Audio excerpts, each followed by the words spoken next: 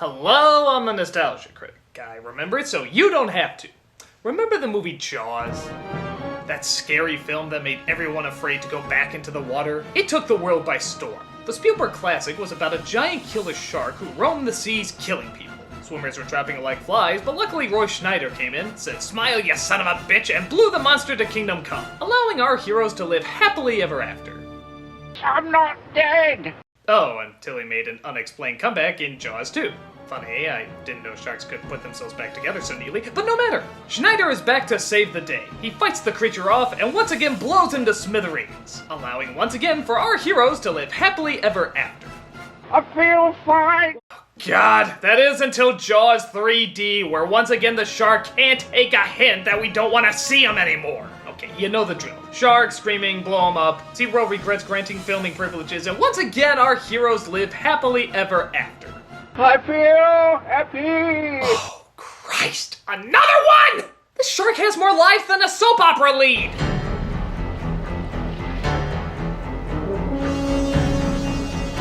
That's right, folks. Jaws 4 is the unnecessary sequel to the unnecessary sequel of the unnecessary sequel. It has all the crap and over-the-top shark attacks you'd expect to see at this point, and all you had to sacrifice was your ability to give a shit. It's the very last in a very long line of disappointment. So, let's head back into the water for the worst of the worst. This is Jaws 4.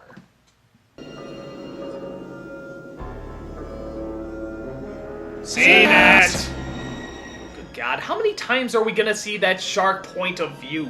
Haven't we established yet that this is already the world's slowest moving shark? And on top of that, the movie is called Jaws the Revenge. Really? It's taken him 4 movies to finally get a plan together? It better be a damn good scheme. Oh, hey, can I take a guess? I'm gonna say it's, sneaking up on people and eating them. Am I close? Tell me I'm close. We're going with Tiffany to buy a Christmas tree. Okay, but a small one this year. We open up with the wife of Martin Brody, Ellen Brody.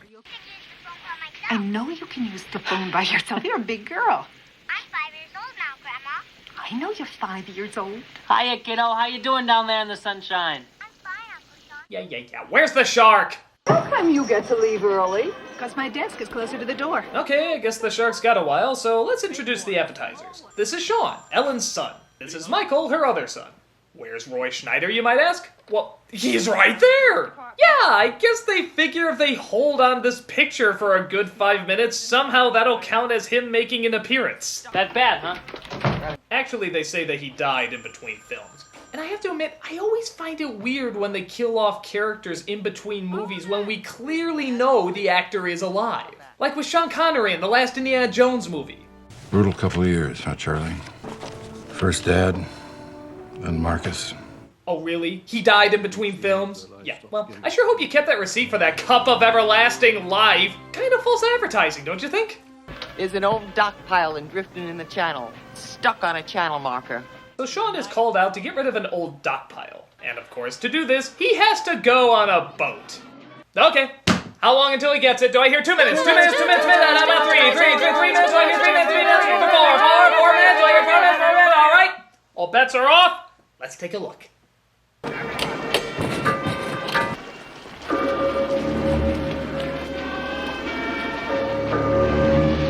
It's a trap!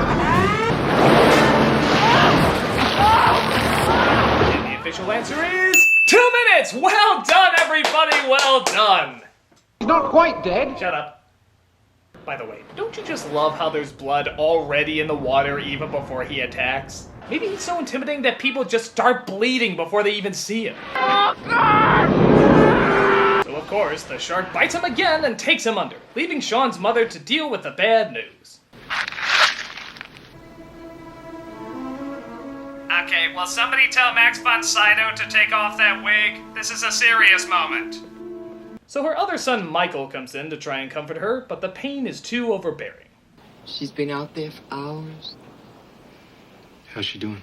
Oh, dancing on rainbows, singing show tunes. How do you think she's doing? Thea, you're so grown up. Uncle Shawn is dead, you know. Will he ever come back? I don't know, if you can blow up a shark 3 times, I'm sure Uncle Shawn has a shot. But Ellen is convinced this is not just your everyday shark eating incredibly large boat incident. There must be a connection. It came for him. What? It waited all this time and it came for him. Waited all this time? Where? Was he filling up on SNL cast members for practice? I want you to get out of the water. What? Come on, sit down, will you? We'll get dinner. I don't It's all want right. anyone in my family anywhere near the water. Never again. Never. Oh, now where is this coming from? Can't believe that voodoo. Sharks don't commit murder. They don't pick out a person. It picked out Shawn. It killed your father. Dad died from a heart attack. He died from fear. The fear of it killed him. Ah, so it's the fear of the shark that killed him. That's interesting considering how he kicked this thing, swam around it, and blew it up twice in 2 movies. Yeah, I'm sorry, but that's really insulting to his character. I mean, look at this guy. He had more balls than any of us put together. He is fighting a shark. And you're actually gonna say that he died of fear? Well, that's one hell of a delayed response, isn't it? I mean, what, was he just sitting around one day saying, "Holy smokes, that was dangerous." So they go to Shawn's funeral, and in a sort of bizarre scene, she starts laughing. I guess she's thinking of all the good times they had, but look at everybody. They're looking at her like she's totally nuts. A time to mourn and a time to dance. Oh, I'm sorry, I just saw Dick in a Box for the first time. Got a hole in my box. So Michael offers his mother to live with him down in the Bahamas, hoping that being surrounded by even more water will somehow cheer her up. Okay, here we go. Airplane ride.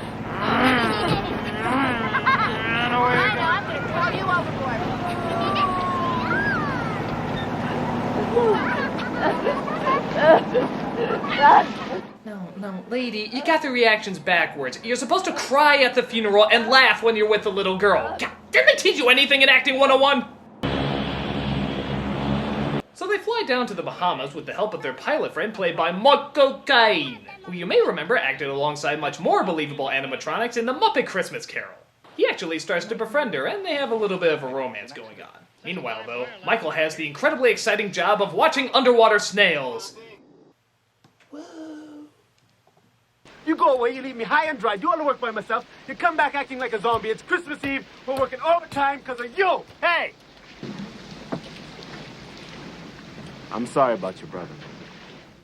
What is with the emotional transitions in this movie? They're all so sporadic. Is the Eastern Seaboard just filled with bipolars?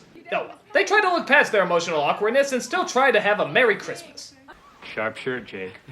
Hey, may your sex life be as busy as your shirt. Thank you. Mommy, what's sex?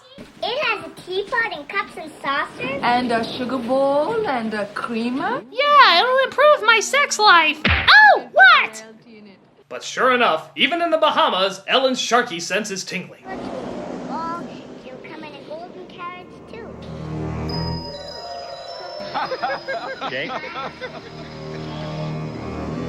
Yes, you're seeing this right, people. The shark actually followed them all the way from the United States to the Bahamas. Holy shit, how is that possible? How can he find these people? Is he like some sort of technologically advanced super shark? Ha! You won't get away that easily!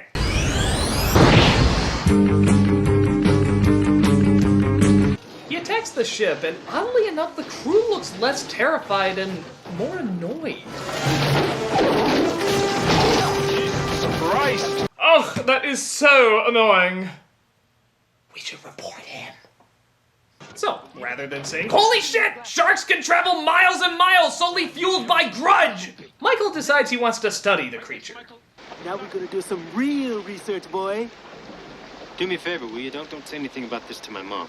She would totally ground me. I mean, last time I went out with a shark, I came back after my curfew, I was in so much trouble. So, of course, like a dumbass, he continues to go out into the ocean, trying to tempt the shark.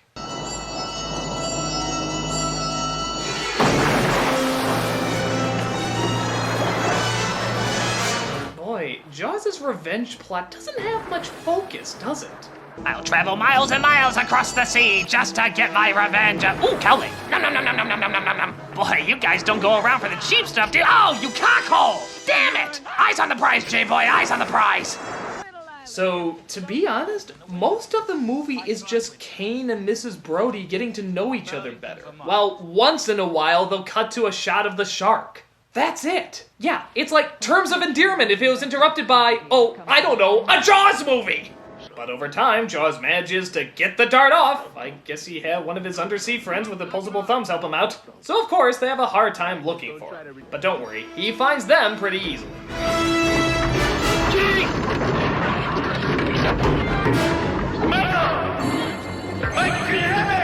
Oh my god, look at this. The roof is gone, he's completely in the open, and yet Jaws continues to eat the metal on the ship. You know, for a movie called The Revenge, the actual revenge is extremely clumsy. Dude, just eat him. This is what you do. This revenge will only have 2 steps. Bingo. But thank God, just like in every Jaws movie, there's a sunken ship just a few meters away.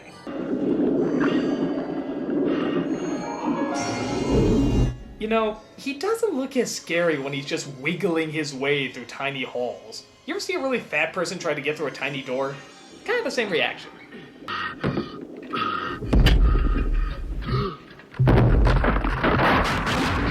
Oh yeah, here comes Kool-Aid, here comes Kool-Aid, I'm gonna save the day. Pull him over here. Lay him down gently. Give me something for a tourniquet. We gotta stop this bleeding, man. Easy, man. Here, try this. Get that wetsuit on. So, same time tomorrow. Actually, that's exactly what happens. He goes back into the water to fight this thing. But this time, Jaws isn't looking for him. Yeah, his ingenious revenge has now directed him to a beach a couple miles away. Yeah, that's right. The guy is literally throwing himself at him, and he's off at a beach trying to eat some kids. I'm sorry, I really don't get Jaws' plan. I mean, again, here he is, out in the open, and you're eating this banana boat. I mean, okay, I guess you can make the argument that he was going for the granddaughter, but she's right there. He literally ignores her and goes for this other chick. What does she have to do with your plan? What, did she kick you when you're a guppy or something? I'm sorry, I know I'm dwelling on this, but I wouldn't concentrate on this aspect of the revenge if the movie wasn't called The Revenge! And the fact that he traveled so far to pull it off. I mean, if it wasn't the revenge plot he was thinking of all that time, well then what was he thinking of swimming to the Bahamas? Across the sky. Double rainbow. Across the sky. But this time, Ellen decides the shark has gone too far. It's time for Jaws to face his greatest opponent yet, an aging, wrinkly, old blonde-haired woman. And this time, it's preposterous. But everyone else decides, hey, that's a fucking weak climax, so they get Michael Caine to fly them out to where she's heading. They don't find her. What do you know about it? Well, she's got the idea in her head that the shark that killed Martin and Shawn is following the family. Hey, he's not talking about our shark, eh? What do you do when you're not flying people? I deliver laundry. Purely weird line. But it seems like Jaws is getting closer and closer to his target, and the clock is ticking.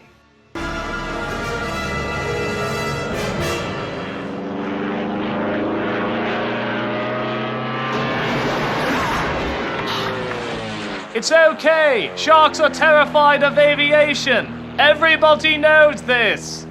So they land the plane in the water, which means now Jaws has 4 people he can munch on. But for some reason, he doesn't go after the people already in the water and decides instead he's in the mood for British food. Complain! Oh, shit! Okay, this movie might be worth it just for that one line. Oh, shit! I wish I could be so nonchalant about a great white coming after me. Winning.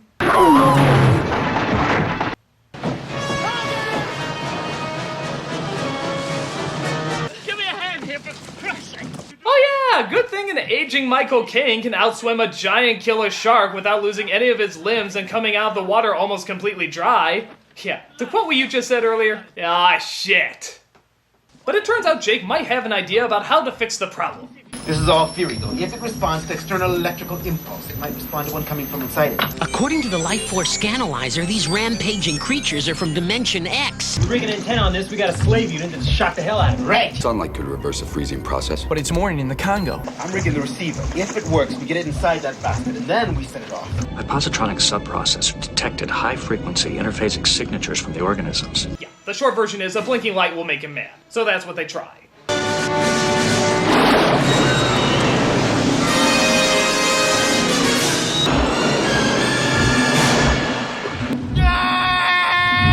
I do my impression of a dolphin humping a goat for you! Well, because because it worked so well the first time, they're gonna try blinking the light on him again.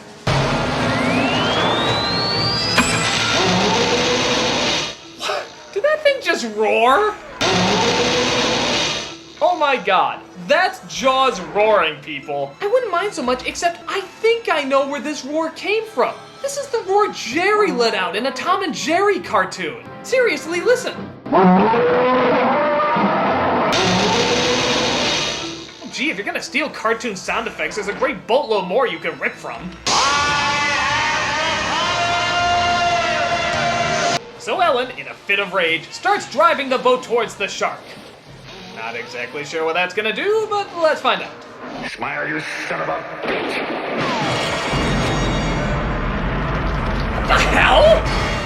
He just blew up! How the hell did the shark just blow up? Okay, alright, the other movies got bad, but they at least had a reason why the shark blew up. He didn't just spontaneously combust. I mean, Jesus, why were we so afraid of this thing if he could blow up so easily? It's like the world's most sensitive shark. And get ready for dumb luck number 2. The black guy survives. Yeah, look at him, talking to everything. You know what? I bet he actually feels better. I bet he actually feels better after getting eaten by that shark. What the hell are you doing alive, huh? I told you Uncle Jake's equipment don't crap on it. Well, I have no idea what you just said, so we'll just say a wizard did it. And that's it. That really is it. I don't know what makes the death of this shark more permanent than the other 3, but it looks like this is finally the last Jaws movie. Thank God. This is not only stupid, but it's mostly kind of a bore. The setup is crazy, the characters are not interesting, and it mostly feels padded out. The shark's not as fake as the 3rd film, but it's still pretty damn fake. And for a film called The Revenge, it's a pretty lame revenge! Trust me when I say it's safe to go back in the water because anything is better than sitting in your living room and watching this piece of shit! I'm the Nostalgia Critic. And I deliver laundry.